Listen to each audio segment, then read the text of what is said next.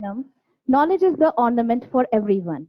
With these words, I welcome our today's distinguished dignitaries, Sri Sunil Kadam, Registrar NISM, Dr. V.R. Narasimhan, Dean NISM, Sri J.N. Gupta, Managing Director, Shareholder Empowerment Services Limited, Ms. Aditi, Mr. Varun from Shareholder Empowerment Services Limited, Sri Amit Tandon, Managing Director IIAS, Mr. Anup Pawar from IIAS, our faculty members and participants in today's webinar on learnings from annual general meetings. Now I would like to invite and introduce Sri Sunil Kadam, Registrar NISM, who will be addressing you all on context setting. Prior taking over as a Registrar of NISM, Sri Kadam was Regional Director of Northern Regional Office of SEBI. He joined SEBI in 1996, and during his tenure in SEBI, he has worked in various departments and handled the work relating to administration and inspection of market infrastructure institutions and SEBI registered intermediaries. Corporate governance, business responsibility reports, Indian depository receipts, e-voting, search and seizure, treasury and accounts, inquiry and adjudications, litigations, etc. As far as this qualification is concerned, he holds a Master's of Business Administration from Pune University. Now I request Sir to address the participants. Yes, thank you, Shubhangi. Good afternoon, Gupta sir. Good afternoon, Mr. Tandon, Narasimhan sir, and all the dignitaries who are speaking in this forum, and my dear participants. So today's session is on the learnings from AGM. So basic idea of this session or this program is basically to make investors aware about their rights and duties, whereby they can actively participate in the corporate functioning, or it's their overall investor activism. That is the whole purpose of this session we are conducting. So just to give a little background, how the investors are involved in this decision making process, I'll give little background for 5 10 minutes. Then the session will be open for our expert panel, Gupta sir and Mr. Tandon and other panelists. See, all of us know that companies raise money from the companies require money to do the business. So there are many ways companies can raise money and start their business activity. So as long as they raise money from the banks, their relatives, friends, and known persons, there is not much concern because that's a one-to-one agreement, and they can deal with each other in terms of those agreements. But when any company raises money from the public, then that company has much more responsibility towards the shareholders, because in that scenario, the company is not the only owner of that company. All the stakeholders or shareholders who are invested in that company are also becomes owner of that company. Now, when you are a owner, then you also have some responsibility towards it. But to be on a practical side, all the owners cannot participate in day-to-day functioning of the companies. So therefore, companies are appointed managements. There is a professional management which runs the companies, and there are investor representatives who monitor the management by way of they are called board of governors or governing board. So these are the shareholder representative who sits on the board and they keep watch on the management. Many times we have seen there are a lot of conflicts which take place between various factors. Many times we find there is a conflict between the management and the board. Many times we see there are conflict between the major shareholders and the minor shareholders. So these conflict issues keep on coming. And then as an investor who are not part of day-to-day management or who are not in a position to take major decisions may suffer quite a lot. So in that scenario, it is a need to have a more awareness about the rights, protection and duties of the minority shareholders. And this session is basically deal with that aspects whereby investors can actually participate in the decision making process. So what are the opportunities for an investor to participate in company decision making? Obviously, on a day-to-day affairs, he cannot do it, and it is not desirable also because every person has different views, different perspective, and that way company cannot run. So it is management who should run company, and the broader guidance has to be given by the governing board. But wherever there are conflict issues come, where the role of investors come into picture, and there investor need to actively participate. Now, when we say that they need to participate, how do they participate? Can they go make a phone call and call the managing director and say, this is what I want to do or this is what I want to do? It's not possible.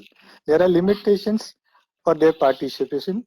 The companies had given certain provisions which the companies need to pass through the shareholders, all the shareholders. And in those resolutions, the role of the shareholders are important.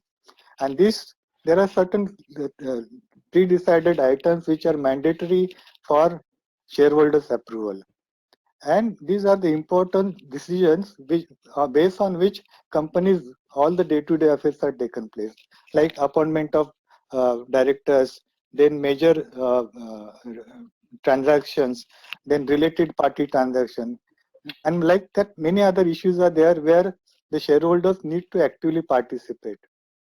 Now when we say that shareholder need to participate, that doesn't mean ki every vote or every resolution where the share, promoter and related party transactions are there, those are wrong transactions. No, those are not wrong transactions. But we need to see whether those transactions are in the interest of the corporate or not. So if these transactions are in the interest of the corporate, all the shareholders are benefiting, then it should the investor should go for those related party transactions. But many times the investor not in a position to decide whether it is in the interests of the company or it is interest of the only of the promoter shareholders. So in this scenario, they need to analyze the resolution which is proposed in the AGM, the financials which are proposed in the board. Those needs to be carefully analyzed, and they need to take the decision, informed decision on their voting on the resolutions proposed in the AGMs. Now this aspect, not every shareholder are expert in the financial, or for that matter, if you go through the resolutions which are proposed in the AGMs and all, we find that those are worded in such a complicated or legal language that not every individual is able to read it, understand it, and take an informed decision. So there is a need to have a little more knowledge, and if you don't have knowledge, then you need to rely on some experts in this area. So there are various experts are there available, who investor advisors are there, they are doing this activity. Sometimes newspapers are there, they are giving some information on some of the aspects of the companies. So these are the background, investor can generate knowledge and take informed decision. But when you come to specific information about the board resolution, there is no specific bodies or these things are there for general public. So in last few years, there is a development that that many stakeholder, lot many proxy advisory companies have come into Indian scenarios, and these proxy advisory uh, firms are giving are the expert bodies. Basically, they are in a position to read the resolution, understand it, and give their opinion on that thing. And primarily these proxy advisory services are there for the institutional investors because these are the paid services which they do it. But in Indian scenario, we also have proxy advisory services giving it to the general public also through their websites and nothing. And investors can take benefit of those information available on their website. It need not be necessary you need to follow exactly what their advice is. It is all uh, their own understanding, their own opinion, because they are expert, they are in a reasonable manner give their opinion. But as an investor, still you need to read those recommendations, analyze it, see that these recommendations are useful for the company, overall benefit of the company, then accordingly they vote. Now, once one is that they know now this is good or this is bad, but there is a need to also participate in the voting process. So in earlier scenario, it was not possible because governing board meeting used to happen somewhere in a remote places, investors spread across the country, and they are not in a position to come and go give their voting in the resolutions proposed in the board. So now SEBI and Ministry of Corporates are also, both of them now created a facility whereby investor can simply go to the voting service provider and cast their votes on the resolutions proposed by the company. So you need not go to the physical meeting of the company's board annual general meeting. You simply need to log into the website provided by the companies. You have to register with them and you give your votes. That process, how to vote and all, will be discussed in today's session. But point is that there is a facility available for you to participate in the AGM, and there is a need also for you to participate in the vote. What happens, as all of you us are aware, every share has got one vote only. Means every shareholder has got voting power to the extent he holds the share. So there are majority shareholders, there are minority shareholders, there are scatter shareholders. So we need to take a decision whether particular resolution, whether it's in the interest of company or whether it's in interest of only selected shareholders. Accordingly, we need to vote. Now, if only few participants participate, then what will happen? The majority shareholders are united, and all these resolutions will get in their favor. In that scenario, the voting by small sets of shareholders will not be effective. For that reason, I think all the shareholders needs to be collective and actively participate in the voting process. Now, you don't have excuse that I can't go to the meeting which is happening somewhere in Delhi. I am sitting in Chennai. You can sit at your home and give the vote wherever, whichever company you are shareholder in that company. So the whole purpose of again this meeting is basically to make you aware what are the uh, resolutions, how they are proposed, what is the rationale behind them, how you can participate, and why you should participate.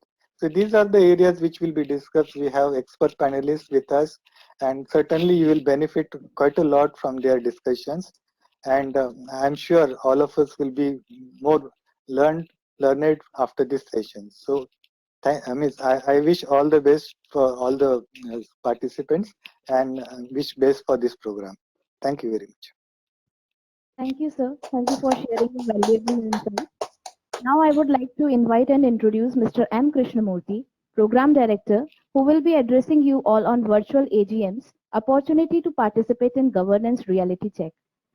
Sir is currently the Program Director of the School of Corporate Governance, which is playing a pioneer role in creating awareness in the listed corporate space about the corporate governance standards through various tools and processes such as workshops, conferences, research papers for the main stakeholders, namely the board of directors, more particularly the women directors and also the compliance officers of listed entities. His area of academic interest includes business ethics, corporate governance, behavioral management, and leadership theories. Before joining NISM, he worked in different departments and offices of SEBI. Prior joining SEBI, he was working with Ministry of Law, Justice and Company Affairs, Government of India, for nearly 6 years. As far as his qualification is concerned, he is Bachelor of Physics from Madurai University, Masters in Economics from Annamalai University, and Masters in Financial Services Management from Mumbai University. Now I request Sir to address the participants. Thank you, Subhangi, for the nice introduction. Now, I will take forward from where Mr. Sunil Kadam, Registrar in ISM, had set the tone. He had rightly said that actually the shareholders are the owners of the corporations, and the management is the trustees. The management are the trustees of all the assets that are owned by the company. So when we are telling that shareholders are owners, as a owner, they not only have the rights but also they have the duties and responsibilities. So I will take you through a simple presentation. I have been given the task of to discuss about virtual AGMs, whether it is an opportunity to participate in governance, how it has helped people, how it has developed. So this scenario, we will just come to a conclusion in 15 minutes time. So I'm going to make this presentation. Please wait for a moment. I'm sure you are able to see my presentation. So the primary duty and responsibility of the shareholder is to participate in the AGMs, annual general meetings, and voting direct.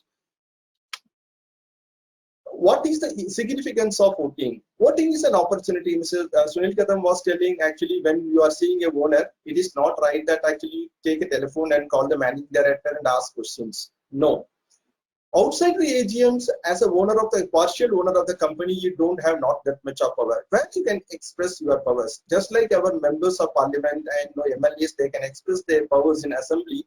Similarly, you can express, the shareholders can express their powers and views on governance matters in annual general meetings. Some people may think that, sir, I have only 5 shares, I have only 6 shares. So what my shares are going to do with? See, we have seen in we have witnessed that actually now the shareholder activism is on the high momentum in India. It's picking up, but actually shareholders may be in minority, but the voice gets conveyed to the management. We have seen very recent examples. In recent 2 important banks, one in the case of Dhanalakshmi Bank and in the case of Lakshmi Vilas Bank, we have seen how shareholders have thrown out the management. So what is very, very important is that the law has also armed the regulators, the government that has armed the shareholders with a very, very important weapon. I can call it as a Brahmastra. The Brahmastra is nothing but called majority of minority. What do you mean by majority of minority? So if there are 100 shareholders in the company, I'm saying 100 shareholders means public shareholders, there are some kind of resolutions like related party transactions. These transactions can sail through only when more than 75%, that is at least 75 shareholders vote for that resolution. So that kind of arrangement, that kind of power has been vested on the shareholders by the regulator and the government. So let us come into virtual AGMs. Mr. Sunil Kadam, he was mentioning in that actually now AGMs, e-voting has been made. Correct? You need not go to physical AGMs and vote. Even mobile voting has been made available. Both the depositories, NSDL and CDSLs, they have made available these e-voting facilities. Even on mobile voting facility has also been made available by these depositories. And even if someone is finding very difficult, actually he can visit the AGM time, and there are these depositories, they keep machines there. There you can just go there and log in, and then you can simply vote. That facilities also has been made available. So now due to the COVID pandemic, MCA, the Ministry of Corporate Affairs, it allowed companies to conduct AGMs through video conferencing or any other audio visual means. This is applicable to for the entire calendar 2020, and subsequently the Securities Market Regulator SEBI also came up with it also many reforms. The most as regards this topic is concerned, the most important one being doing away with sending hard copy of notices to shareholders and for and other AGM related matters, and they also did away with sending proxy forms. So this is an opportunity for shareholders. Okay. So when all these things sound good, so there is a virtual AGM. Virtual AGM means just a shareholder sitting at his home, take his mobile, just log into his logging his credentials, verify, and go to the depository sites. All these provisions are available. So there was a general expectation that these virtual AGMs will help in improving attendance of shareholders.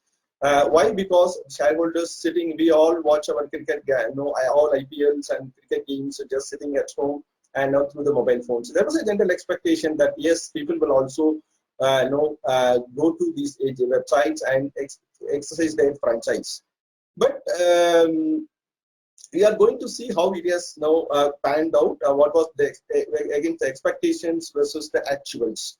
So one important thing about this virtual AGM is that if a shareholder is having shares in 10 companies and all the 10 companies are having AGMs on the same day, in case of a physical AGM, it may not be possible for the shareholders to visit all the places. Not only even visiting one place itself is difficult, but not that all the 10 places will be extremely difficult. But in the electronic vote, it is so easy that people sitting at home, they can log in at different times. They can go there and exercise their vote. So that facility has also been made feasible. So before I just take you through how the voting pattern has happened, I'll just give you I will just going to explain to you how the AGMs have happened, how companies have conducted AGMs. If you can see, we have taken the data from June to September. There have been around nearly 1,500 AGMs have happened.